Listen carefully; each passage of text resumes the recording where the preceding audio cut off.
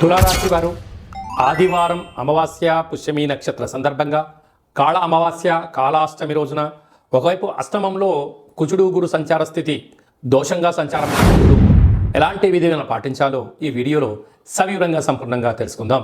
తులారాశిలో ఏ నక్షత్రాలు వస్తాయి అనగా చిత్తా నక్షత్రంలోని 3వ పాదం 4వ పాదం, స్వాతి నక్షత్రంలోని 4 పాదాలు, విశాఖ నక్షత్రంలోని 1, 2, 3 పాదములు కలిపితే తులారాశి.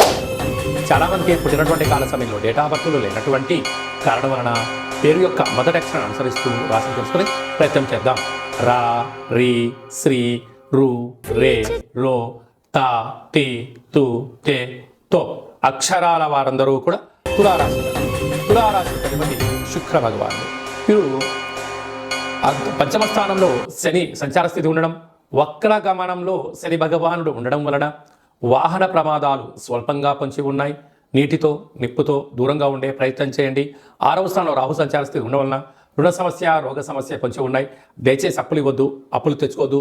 అష్టమ స్థానంలో కుజ భగవానుడు సంచారం చేయడం వలన కుజదోష ప్రభావం కారణం వలన మీ జన్మ నక్షత్రం రోజున అమావాస్య అష్టమి తిథి ఎందున దూర ప్రయాణాలు, జల ప్రయాణాలు, దూరంగా ఉండడం, క్రయ విక్రయాలు, లావాదేవీలు, ఓర్పు, సహనం చాలా అవసరం అని చెప్పి మీరు గుర్తు పెట్టుకోగలగాలి. అది ఏ కాకుండా కూడా రాజ్యస్థానంలో రాహు సంచార స్థితి, లాభంలో బుధ శుక్ర సంచార స్థితి, వ్యయంలో కేతు భగవానుడు ఉండడం వల్ల చిన్న చిన్న విషయాలకు ఆందోళన, సున్నితమైన స్వభావం కలిగి ఉండబడిన ఎవరైనా ఏదైనా అన్నట్లయితే దానినే మీరు మనసులో పెట్టుకొని పదే పదే అనుకోకుండా కాలాన్ని నెట్టుకుపోయే ప్రయత్నం చేయగలగాలి.